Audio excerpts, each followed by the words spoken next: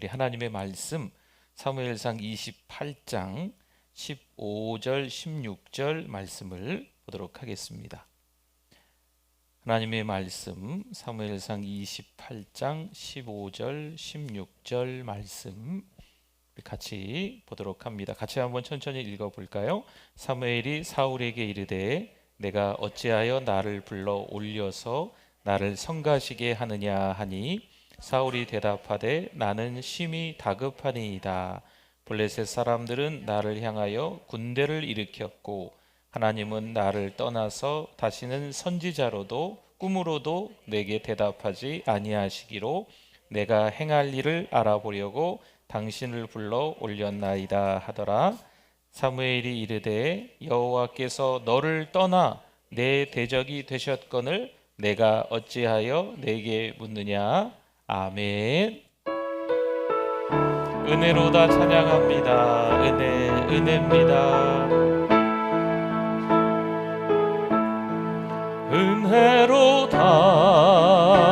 은혜로다 주의 은혜 한량없는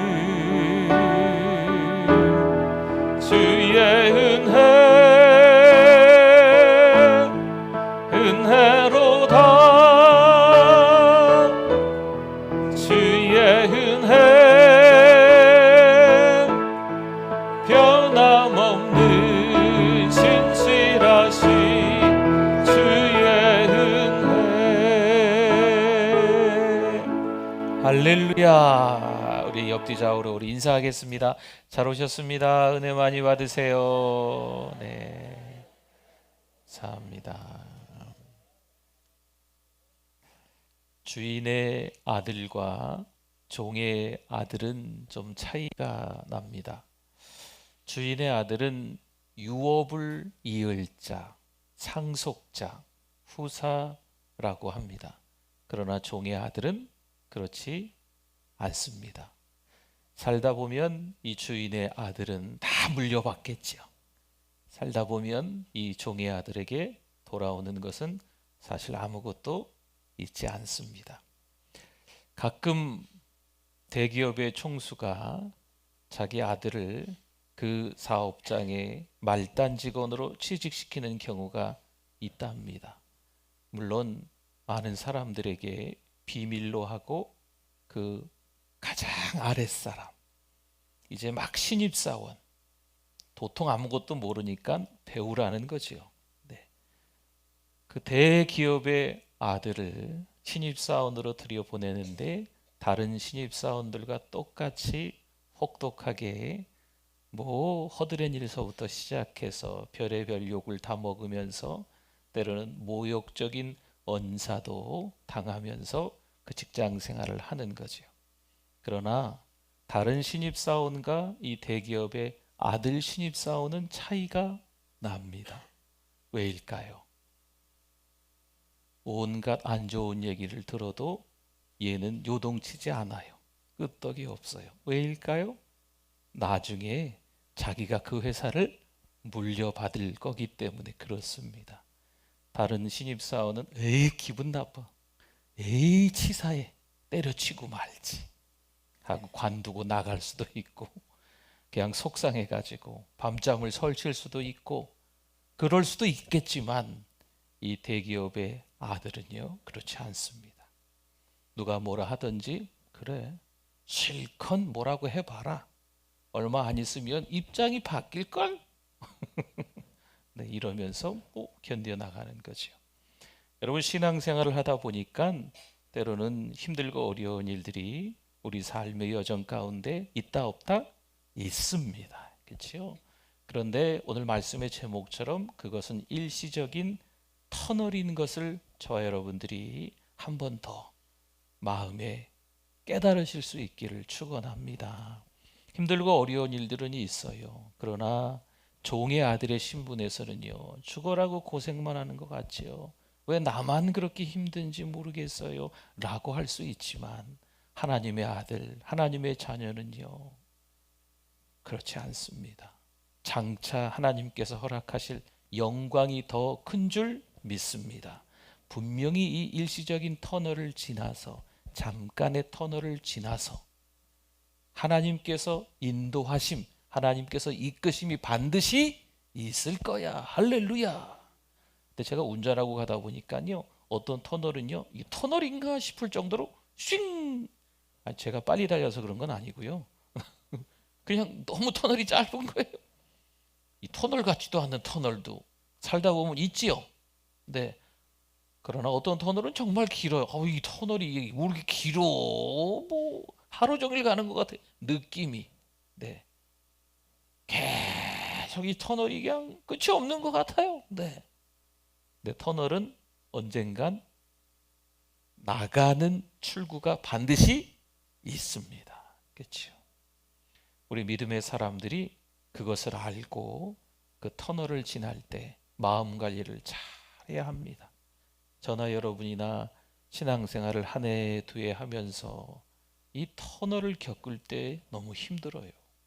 그런데 힘들지 않게 잘 견디는 분들이 있는가 하면 낭망하고 절망하고 포기까지 해야 되는 그 지경에 이를 때도 있다는 거죠. 그러니까 우리 이러지 말고 터널을 은혜 가운데 잘 보낼 수 있기를 축원합니다. 하나님의 인도하심이 있을까요? 없을까요? 있어요. 하나님의 이유가 있을까요? 없을까요? 있어요. 그 시간들을 통해서 우리에게 깨닫게 하시는 것들이 반드시 있어요. 그렇기 때문에 잘 견디면 됩니다. 오늘 15절을 한번 또 봅시다. 15절을 보면 제가 한번 볼게요. 사무엘이 사울에게 이르되 네가 어찌하여 나를 불러 올려서 나를 성가시게 하느냐 하니 사울이 대답하되 나는 심히 얼마나 다급했으면, 그렇죠? 다급하니이다. 블레셋 사람들이 공격에 들어왔으니까 얼마나 다급해요. 나를 향하여 군대를 일으켰고, 그 다음에 보세요. 하나님은 뭐라 그래요? 나를 떠나서. 사울 왕이 이미 깨닫고 있었어요. 누가 날 떠났어요? 하나님이 나를 떠났구나. 사울 왕이 이미 깨닫고 있었어요.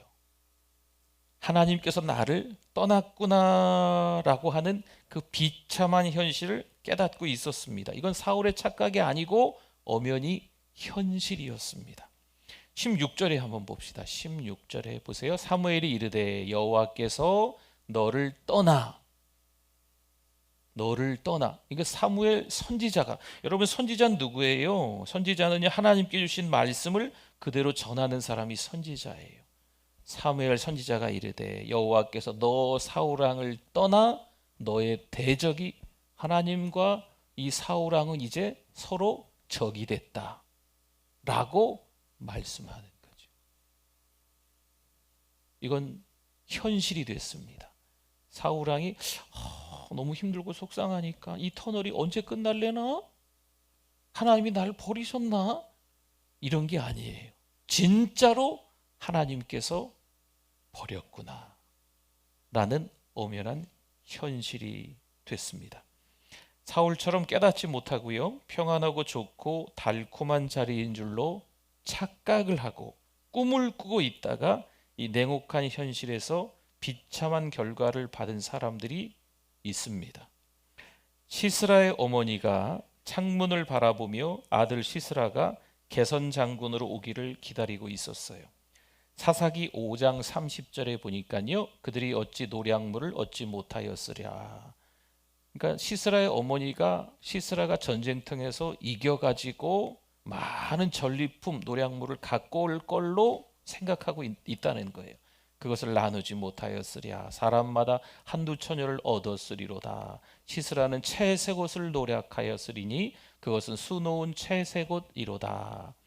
곧 양쪽에 수놓은 채색 옷이리니 노력한 자의 목에 꿈이리로다 하였으리라. 이 시스라의 어머니가 아주 그냥 부푼 꿈을 갖고 있는 거예요. 시스라가 전쟁통에 아주 크게 이겨서 대승해서 그냥 온갖 귀한 보물들을, 이 전리품들을 다 바리바리 싸들고 오겠거니라고 시스라의 어머니가 생각하고 있는데 이거는 착각이죠. 시스라는 전쟁통에 죽었습니다. 가슴 찢어지는 고통을 이 시스라의 어머니가 당해야 되는 거죠. 기다렸던 희망은 착각이고 꿈이었습니다. 시편 10편 6절에 보면요, 시편 6절에 보니까 그의 마음에 이르기를, 그러니까 이 그는 악인이에요. 악인. 나는 흔들리지 아니하며 대대로 환난을 당하지 아니하리라 라고 말씀하고 있어요. 여러분, 이 말씀만 보면 상당히 은혜로운 말씀 같잖아요. 나는 흔들리지 않습니다. 환난을 당하지 않을 겁니다 라고 은혜로운 말씀을 하는 것처럼 보이지만, 이것은 앞뒤 말씀을 보면 악인이 하는 말이에요. 이것은 악인의 교만이고 악인의 착각인 거예요. 악한 사람이면서 자기는 하나님이 없다고 말하는 사람인데 자기는 환난을 당하지 않을 거다라고 착각하고 있는 거죠. 악인이 교만하게 말하던 그 말이 끝나기도 전에 하나님의 심판은 기다리고 있었습니다. 악인은 이를 모르고 자신은 흔들리지 않고 환난 당하지 않는다 말하고 있으니 이 얼마나 한심한 일일까요? 하나님이 없다 했던 악인이 참 한심하게 착각하고 있는 거죠. 잠언 1장 32절 말씀에 한번 같이 읽어 주십시오. 어리석은 자의 퇴보는 자기를 죽이며 미련한 자의 안일은 자기를 멸망시키려니와. 아멘. 미련한 자들은요, 제멋대로 행동하다가 죽는다는 겁니다. 어리석은 자들은 태만히 행하다가 망한다라는 말인 거죠. 또한 사울처럼 현재 비참하다라는 사실을 깨달은 사람들이 있습니다. 어김없는 비참한 결과를 각오하고 있었습니다. 하지만요, 캄캄한 터널이었다는 사실이 밝혀져요. 이거는 분명히 절망할 수밖에 없는 상황이겠다, 이게 아니고 지나가는 일이기 때문에 하나님의 보호와 인도하심이, 이끄심이 있다라는 거죠. 창세기 42장 36절에 그들의 아버지 야곱이 그들에게 이르되 너희가 나에게 내 자식들을 잃게 하도다. 보세요. 누가 없어졌어요? 요셉이 없어졌지요. 또 누구요? 시므온도 없어졌거늘 또 베냐민을 또 빼앗아 가고자 하니 이는 다 나를 해롭게 함이로다. 아니, 이 자식도 없어지고 저 자식도 없어지고 이제는 이 막내 베냐민마저 달라고 하고 뺏어가려고 하니까 나를 다 해롭게 하는구나 라고 하는 말씀이에요. 여러분, 나를 해롭게 한다라는 말씀은요, 이 냉혹한 현실이죠. 너무 비참하고 불행한 거예요. 자식이 아무리 많아도요, 자식 하나하나가 귀중하고 소중하지요. 여러분, 자식이 한 10명 있다고 한두 명은 그냥 그러려니 하고 삽니까? 아니잖아요. 10명이 있으면 10명 다. 자식이 많으면 많을수록 자식에게 애정이 덜 가나요? 그렇지 않잖아요. 하나 있어도 애정이 있고 10 있어도 애정이 있는 거 아니겠습니까? 하나의 자식 요셉이 없어지고 시므온도 그러더니 이제는 베냐민마저도 없어질 상황에, 이야, 이거 너무 끔찍한 비참한 현실이다. 아버지 야곱이 그렇게 이야기하는 거지요. 하지만 요셉이 죽은 줄로 알았는데 살았습니다. 애굽의 총리가 되고 7년 기근 때에 요셉 때문에 야곱의 온 식구가 다 살게 되는 거죠. 꼼짝없이 가나안 땅에서 굶어 죽을 수밖에 없는 형편이었는데 요셉이 대애굽의 총리가 돼서 가족들 70여 명을 다 그 애굽으로, 고센 땅으로 이주시켜서 잘 먹고 잘 살게 만들어 주는 거예요. 물론 요셉도 없어지고요, 시므온도 없어지고 베냐민을 또 빼앗기게 생겼을 때 야곱은 모두가 자신을 해롭게 한다고 깨달았습니다. 야, 비통한 현실이다. 내 팔자가 왜 이러나. 이런 식으로 끔찍한 인생이구나 라고 깨달았다는 거죠. 그렇게 알 수밖에 없는 냉혹한 현실이 됐다는 거예요. 하지만 살아있는 요셉을 만날 때는요, 이 비참함이, 이 비통함이 축복으로, 영광으로 바뀐 줄 믿습니다. 비참하고 냉혹한 현실은요, 그저 지나가는 터널이었던 거예요. 하나님께서 그 일을 통해서 꼭 이 야곱의 가정에 하실 일이 있는 거지요. 요셉이 어쩌어쩌 해가지고 17세 때부터 그렇게 끌려가는 인생이 되었지만 하나님의 뭘 어떻게 바꾸사? 선으로 바꾸사. 그렇죠? 하나님의 분명한 이유가 있었던 거지요.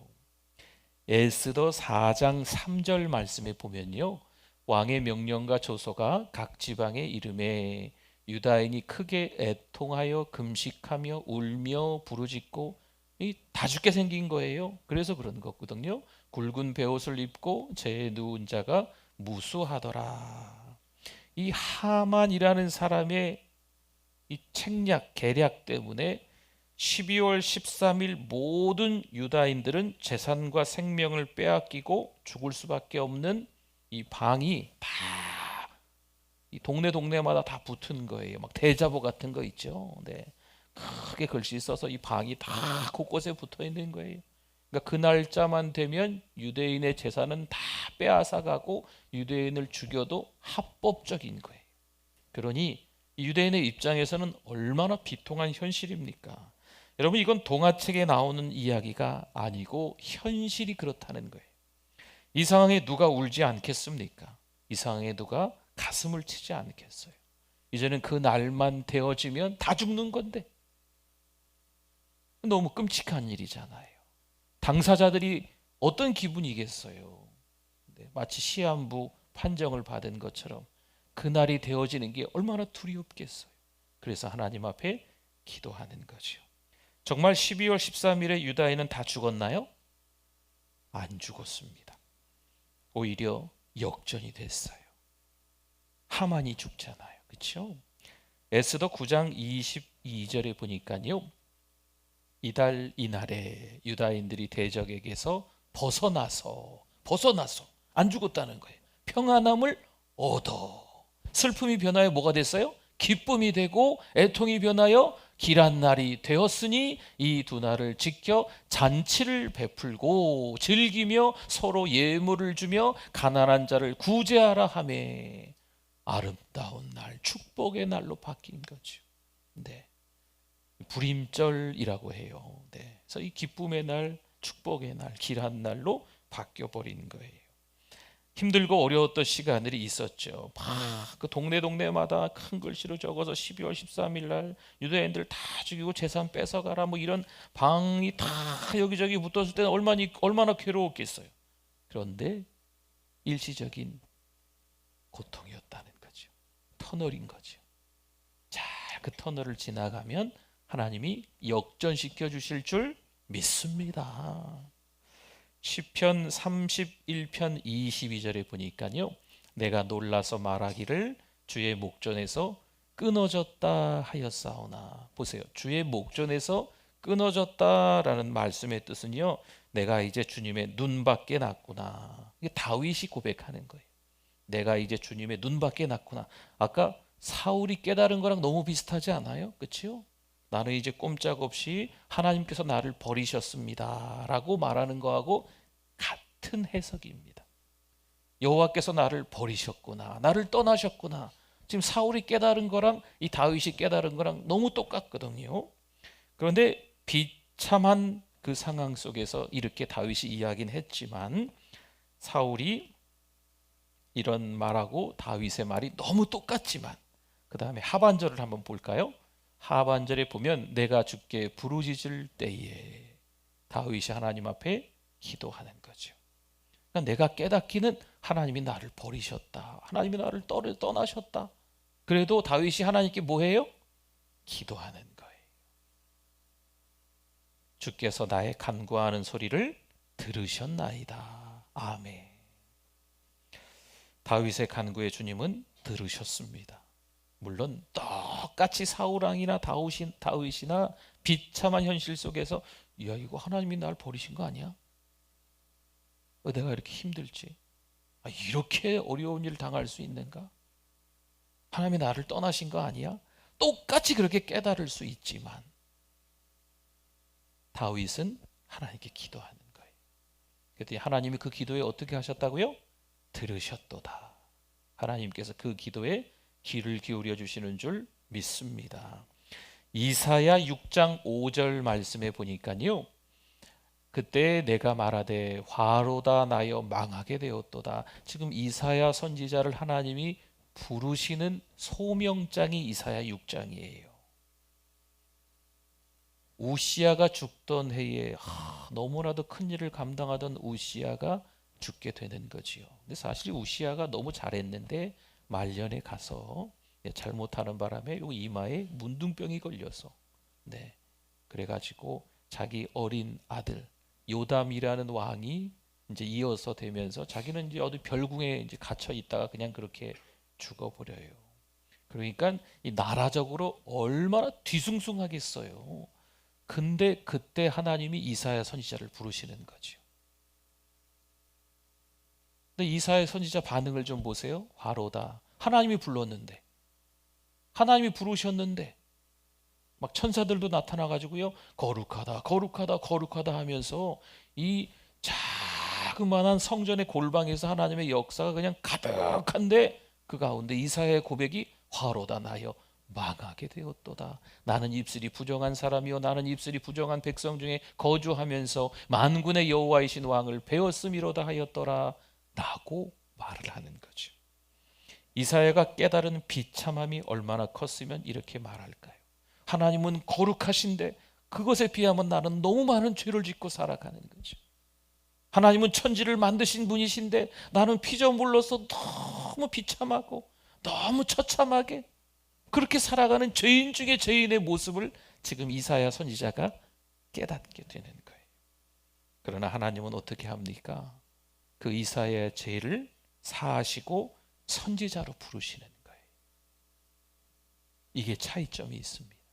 똑같이 비참한 현실을 깨닫는 것처럼 보이지만 다윗 왕의 기도를 하나님이 들어주신 것처럼 아주 강력한 하나님의 은혜가 임할 때 자기가 죄인임을 고백할 수밖에 없는 현실에 부딪힌 이사야 선지자였지만 하나님이 그 죄를 사해 주시고 콕 집어서 이사야를 선지자로 불러주시는 장면, 너무 차이가 나지요.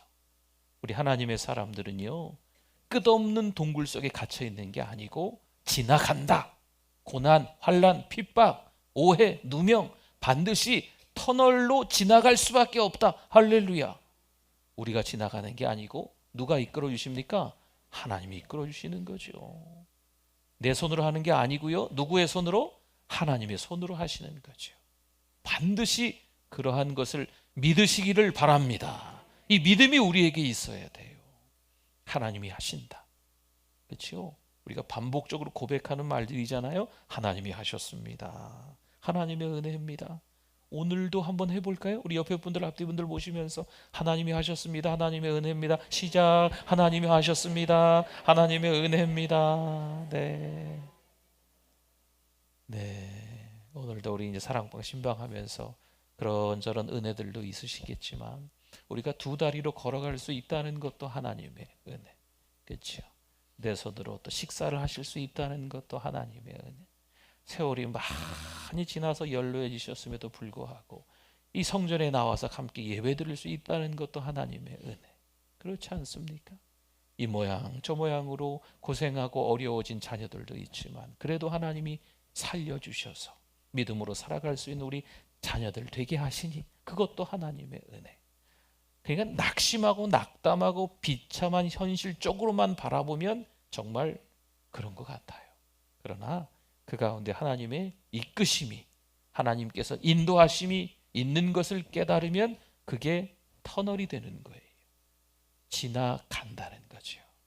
우리 아까 처음에 그 찬양 했나요? 이 또한 지나가리라. 그렇죠? 고단한 인생길이지만 이 또한 지나가리라. 할렐루야. 우리 이 찬양 참 많이 했었죠. 그렇죠? 지나가요. 터널이기 때문에 지나가요. 예레미야 애가 3장 18절을 한번 볼까요? 스스로 이르기를 나의 힘과 여호와께 대한 내 소망이 끊어졌다 하였도다.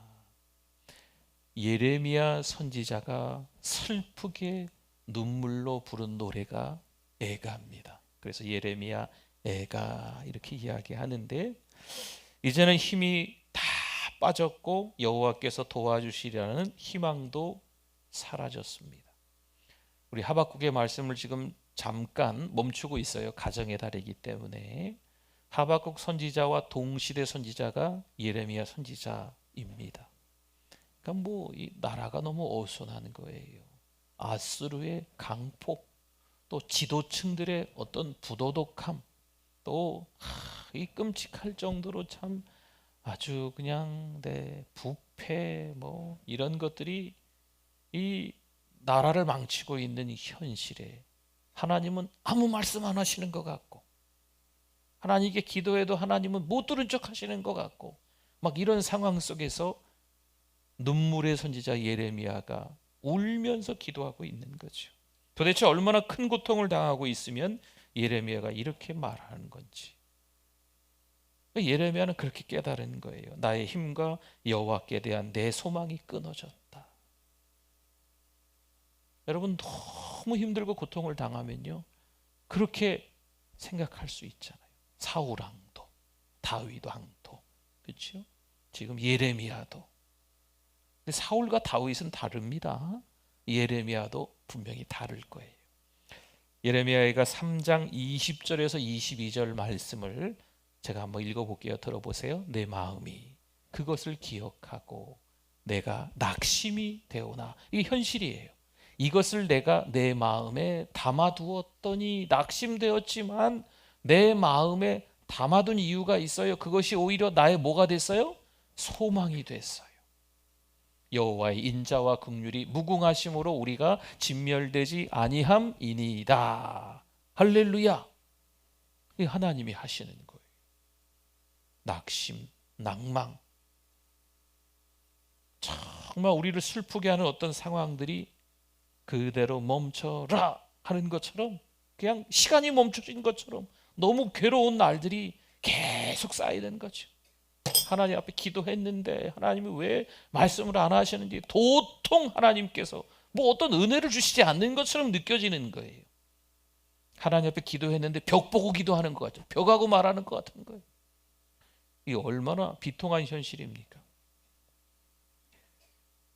그럼에도 불구하고 그 자리에서 누구를 바라본다?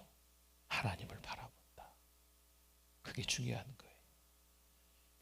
애가 3장 24절을 보니까요, 내 심령에 이르기를 여호와는 나의 기업이시니 그러므로 내가 그를 바라리라 하도다. 아멘. 이 제정신을 차리는 거죠. 네. 야, 하나님이 나를 이렇게 버리실 수 있나? 그렇게 깨닫고 있다가 제정신을 차리는 거예요. 하나님을 바라보면 하나님이 해결하시겠지. 이 믿음이 생기는 거죠. 어디다가 초점을 두느냐, 어디다가 집중을 하느냐, 인생의 향방이 결정이 나는 겁니다. 여러분, 하나님을 바라보실 수 있기를 축원합니다. 네. 제가 예전에 그런 말씀 드렸잖아요. 어릴 때 초등학교 때인가 길 가다가 돈을 좀 주스니까요, 계속 땅만 보고 다니더라. 어릴 적에. 네. 혹시나 하고 막. 그러니까 너무 이 세상적인 것들에 대해서 관심을 갖다 보면 조금 누릴 수는 있어요. 그러면 거기에 흠뻑 빠져버려요. 그럼 쉽게 헤어나올 수가 없는 겁니다. 그러니까 우리는 하나님 바라보기, 하나님께 소망 두기, 하나님을 찬양하기, 하나님께 기도하기, 하나님의 말씀으로 은혜 받기, 하나님께 예배하기, 이런 것에 초점을 둬야 돼요. 다른 것에 초점을 두면 그곳에 빠지는 거예요. 그러나 하나님께 집중하고 있으면 하나님을 바라보는 훈련들이 계속 쌓이면서 어느새 성숙한 믿음의 사람들이 되는 줄 믿습니다. 우리는 어떠한 사람이 되고 싶습니까? 사울처럼 비참함이 현실로 이어지는 사람이 되시겠습니까? 뭔가 깨달은 것은 잘 깨달은 것처럼 보이지만 회개하는 입장에서 깨달은 것처럼 하나님이 나를 떠나셨나 라고 느껴지는 것처럼 보이지만 사울은 그러지 않았어요. 진짜였어요. 그게 아주 냉혹한 현실로 하나님이 진짜 떠나셨거든. 우리는 야곱처럼, 다윗처럼, 이사야처럼, 예레미야처럼 물론 현실이 비참하고 비통하다 깨닫고 울기도 하고 고통도 당하시겠지만 현실로 그대로 이어지는 비참함이 아니라 하나님께서 축복의 자리로 인도하시기 위한 일시적으로 지나는 터널임을 깨달으실 수 있기를 바랍니다. 지나가는 과정인 거죠. 그렇죠? 여러분, 이 전주에서 어디를 갈까요? 뭐 볼 일이 있어서 저 윗지방에 가신다고 생각해 보십시오. 그러면 여러 도시들을 지나쳐야 되는 거예요. 그렇죠? 네. 자, 하나, 둘. 자, 전주에서 껑충 뛰면 서울에 도착합니까? 아니잖아요. 지금 뭐 아무리 눈부시게 과학이 문명이 발달했어도 그 정도는 아니잖아요. 그렇죠? 네. 지나가야 돼요. 지나가야 될 곳들을 지나가야만 우리의 목적지에 도달하는 거예요. 그러니까 하나님께서 우리를 통해서 하실 일이 있으세요. 근데 우리가 거쳐 지나가야 될 곳이 있는 거죠. 가기 싫어도 지나가야 되는 곳이 있는 거예요. 그걸 터널이라는 표현으로 하는 거지요. 근데 그 터널은 일시적인 거예요. 그 터널을 지나면서 너무 마음이 아프지만 막 두 눈에서 눈물이 나오지만 내 이 짠한 현실 가운데 너무 가슴이 아프지만 그래도 지나가야 되는 길을 하나님이 허락하셨기 때문에 지나가야 됩니다. 지나가면 하나님의 이끄심이 반드시 있다 없다? 있습니다. 하나님 바라보기. 이게 훈련이 돼야 돼요. 하나님 바라보기. 하나님 바라보는 훈련. 이게 되실 수 있기를 바랍니다. 여러분, 초대교회는요, 예수님을 믿는다. 이건 뭐 생명 내놓는다. 예수를 믿는다. 고난을 감수한다. 이게 똑같은 말들이에요. 그러니까 정말 예수 믿는다는 것은요, 이 신자라고 하는 것은요, 마땅히 당해야 할 고난이 있다는 거죠. 신자이기 때문에 당해야 되는 고난이 있는 거예요. 저도 피하고 싶어요. 고난 좀 피하고 싶어요. 어려운 일 안 겪고 싶어요. 이게 우리네 다 똑같은 마음 아니겠어요? 그러나 믿음의 사람들은 고난을 피하는 게 아닙니다. 하나님께 주신 그 고난에 감사하면서 우리 성경에 나온 말씀처럼 고난은 내게 유익이다. 하나님은 누구 편? 내 편이시다 라는 말씀 깨닫고 전진해 나가는 거죠. 할렐루야. 네, 그런 은혜가 우리 모든 가정에 있으시기를 축원합니다. 우리 찬양하겠습니다. 우리 괴로울 때 주님의 얼굴 보십시오. 우리 찬양 같이 하겠습니다. 괴로울 때 주님의 얼굴 보라.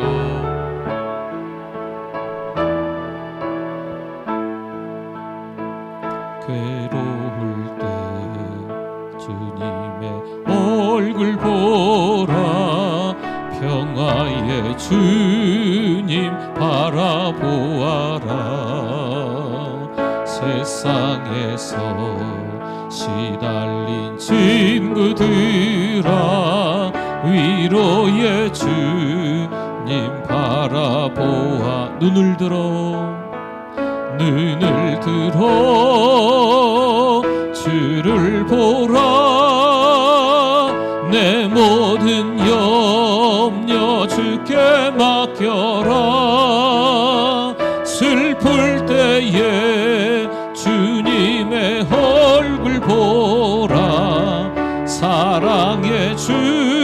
우리 후렴 한 번 더 할까요? 눈을 들어 주를 보라. 눈을 들어 주를 보라. 내 모든 염려 주께 맡겨라. 슬플 때에 주님의 얼굴 보라. 사랑의 주님 안식주. 힘이 없고